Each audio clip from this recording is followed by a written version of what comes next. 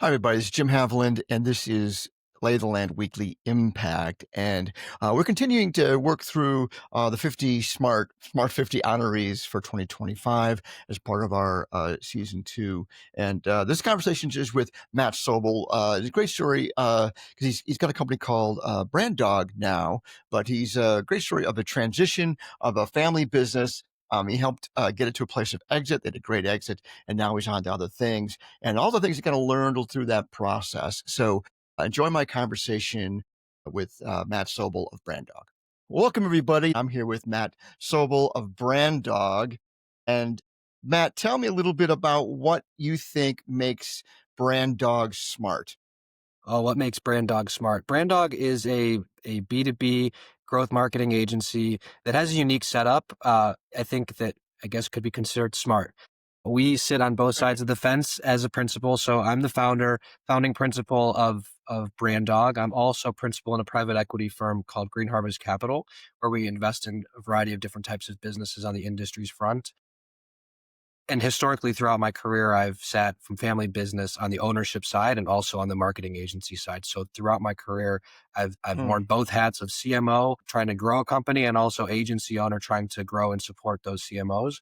And through that, what we've built at BrandDog is a best-in-class performing agency that's able to support those businesses with products that I've stress test within businesses that I own and operate and I'm a part of. So everything we're doing at BrandDog is a product or service before it gets sold outside of our ecosystem. It's something that we are actively doing. It's showing value and worth for our portfolio of companies that we own and operate. And so I'm extremely confident and excited to take those products and offerings and deliver them out to the world. But we know that they work, which is a unique thing for agencies because it's not a typical model to be able to wear both hats. Rather than testing on other people's dime, which is what the typical model is, right? That's right. Absolutely. Which is important. You got to be doing new things. And tell me a little bit about that connection between the agency and the private equity. Are you primarily working with people that are that you're investing in with private equity, or do you go wider to the market than that? Yep. So as an agency, we work 50-50 within the companies that we are investing in, and also external. We have a tremendous amount of companies and businesses outside of the private equity ecosystem that we're working with, and we have a growth focus outside of that world. Um, does that answer your question? Yeah, absolutely. I mean, I know as we work with a lot of impact architects. We're helping people, usually with growth strategy. And what we find is typically, all the businesses start with a subject matter expert who's kind of trying to wrap a business around it. And their go-to-market stuff is all broken.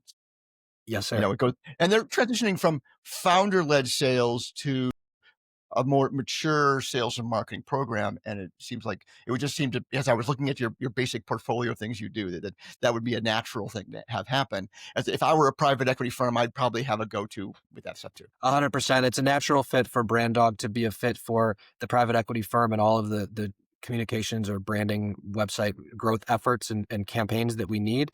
But in addition to that, you're absolutely right. Any company that has gone through a Series A and is going through this transformational growth is a best fit type client for us.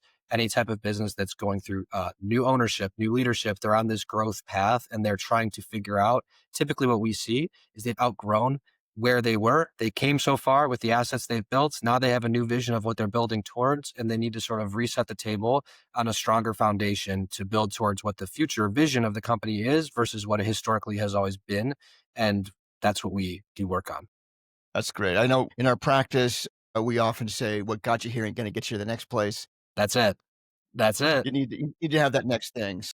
That's great. So, Matt, give me a little bit of your story arc, a 2-minute version of you and how you got to the place where you're getting an award for being smart. Well, sure. So, couple minute story arc, grew up in Cleveland, Ohio, Solon area, went to Ohio University, and then came back to work at Haviland Software for a brief stint. I had a marketing and MIS degree, so I started off in the software world, quickly realized that I was more excited about joining the family business. And so I jumped ship and I became CMO of my family business, which is a car wash chemical manufacturing company called Diamond Shine.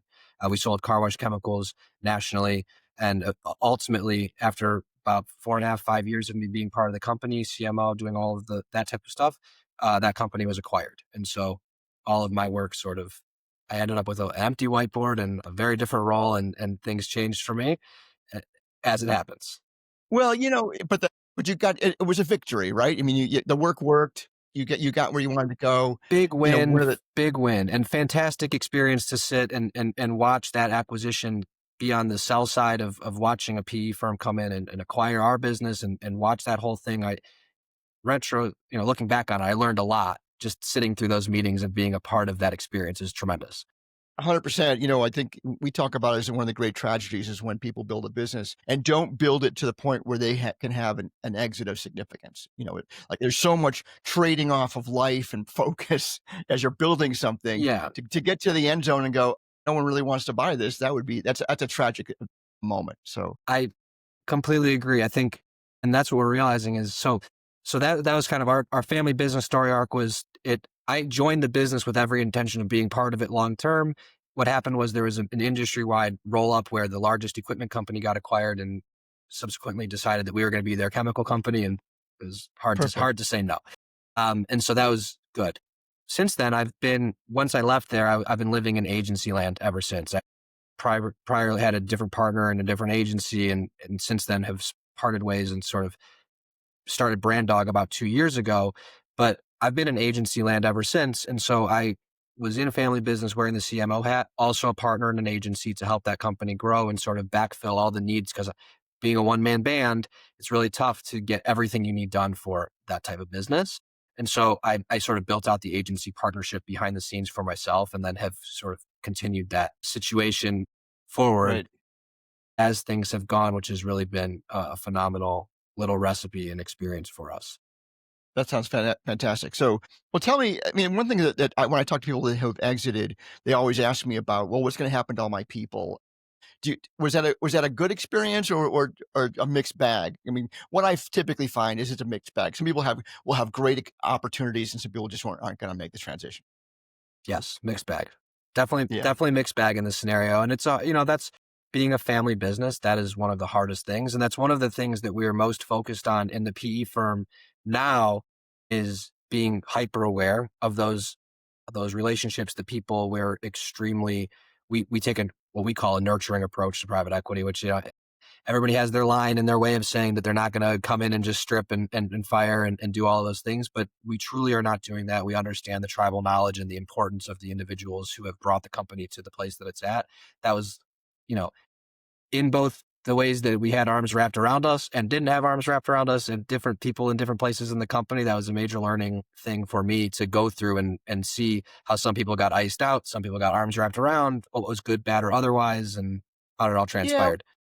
yeah. I mean, the reality of it is, I mean, even when a company is growing, when I work with my clients, quite often convincing them the people that got them here aren't going to be the same ones you get in the next place. I mean, you can offer them the journey, like, hey, you're going to have to become more of a specialist. That's one of the things we know. Transitions. You have to go from being a generalist to a specialist. When you're 12 people, everyone's a generalist, but you have to develop a specialty. Yet, do you want to make this journey? Do you don't want to work in this larger organization? And ultimately, not everyone does. So not everyone's going to make every one of those transitions, even if the ownership doesn't change. As things grow and scale, the team changes and grows and scales, and we're going through tremendous growth on the PE side and kind of going through all of that organizational Yeah. development right now, which is really fun to be a part of and exciting, and it keeps things interesting, I guess you could say.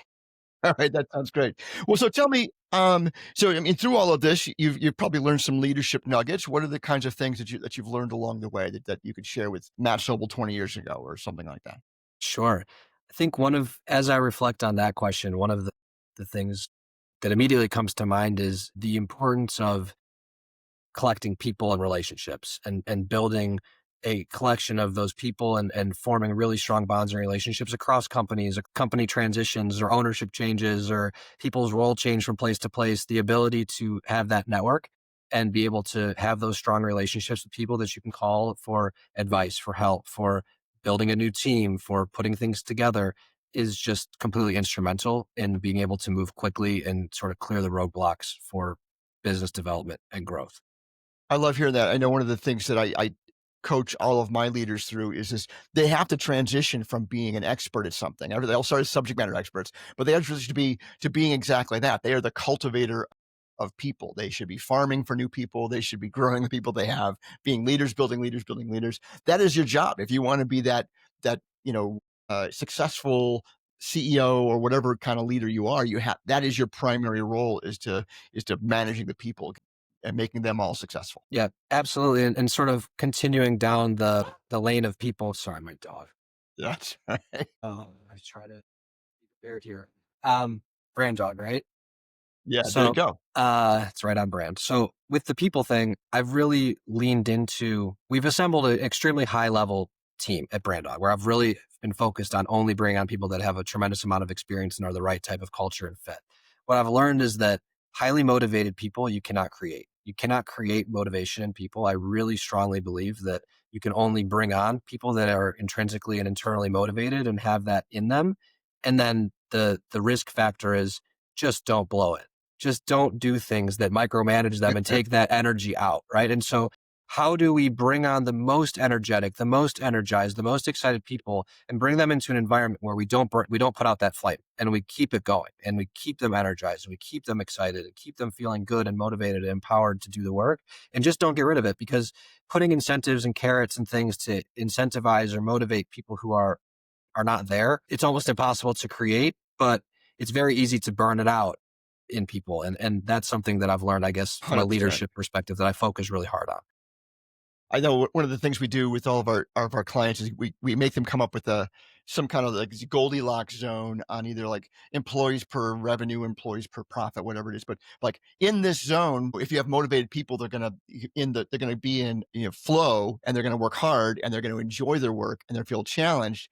But if you get too low, then people are gonna get bored. If you get too high in that, like I'm making too much money per person, they're gonna feel like they're just grinding me, man. They don't get in a flow state. So there is a Goldilocks zone for almost everybody is what I've found so far. Yeah, I totally agree. So along the way, you've probably had some good mentors, things that people have helped you along the path. Yes. The first one that comes to mind is my father and my uncle, both growing up in the family business.